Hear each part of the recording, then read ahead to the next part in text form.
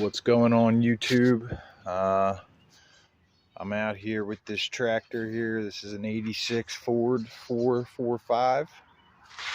So I'm just getting into it.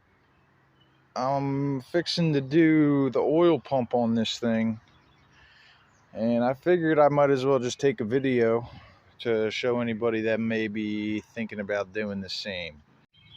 And you can remove these without having to remove the engine. Now the process to take this oil pan off is a little bit different depending on if your tractor is equipped with a loader or not equipped with a loader. This front support, this front arm here has to still come forward more to get those bolts. So this is the contraption I got rigged up.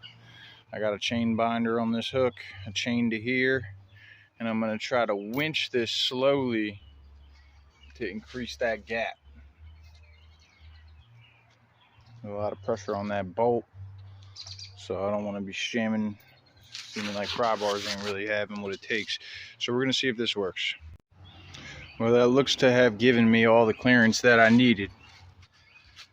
Let's see, still got that bolt in there just for alignment, and right there on that wrench, that gap is what we opened up, and that gives us access to the two front bolts that hold on the oil pan. So let's take those out.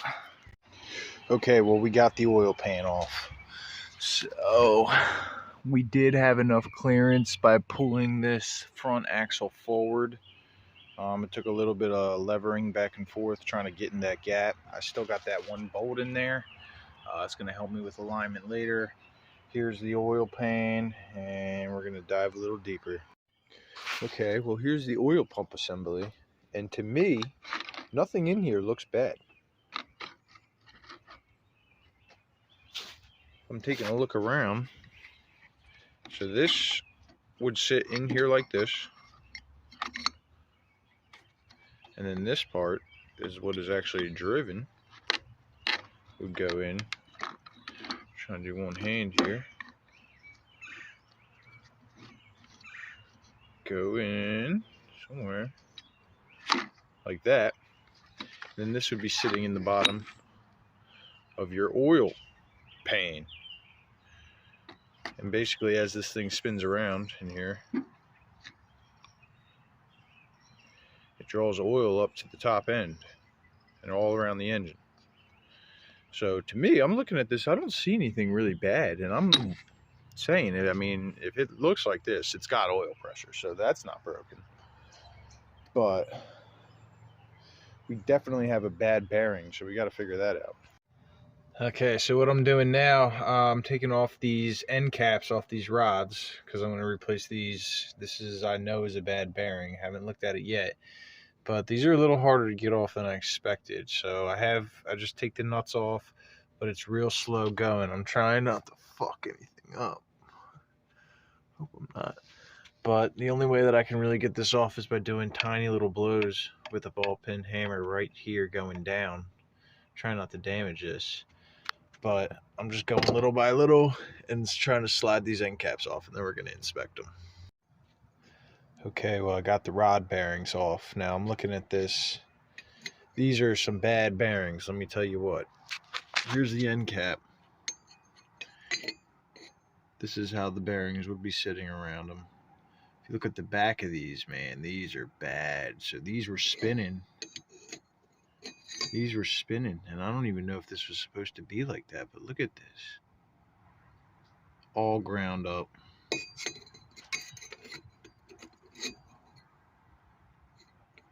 So it looks like that's how pushing up on this cylinder.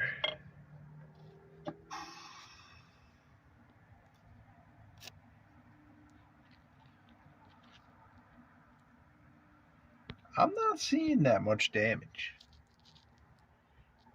You know? I don't know. I think maybe we can just run a new set of bearings in this and be good.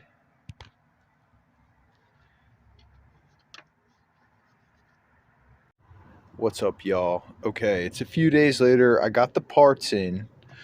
Here's the new oil pump. This is the brand new oil pump that I just ordered. I don't know. This is the parts of the old oil pump that I took apart. They fit basically perfectly good.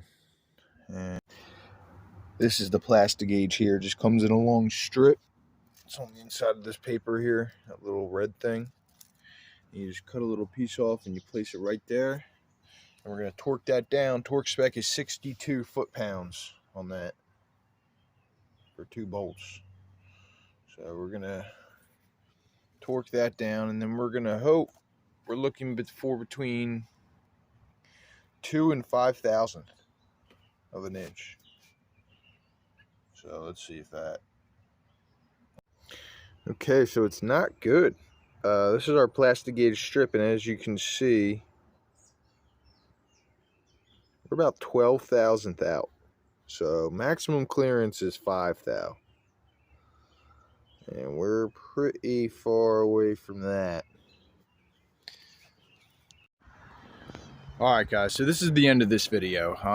This tractor, it's going to need a rebuild a little bit farther than where I'm at right now. So I think the next step on this is going to be to pull the crank out of this engine, turn it down, refit the bearings, and then go through the whole thing and basically rebuild the entire engine.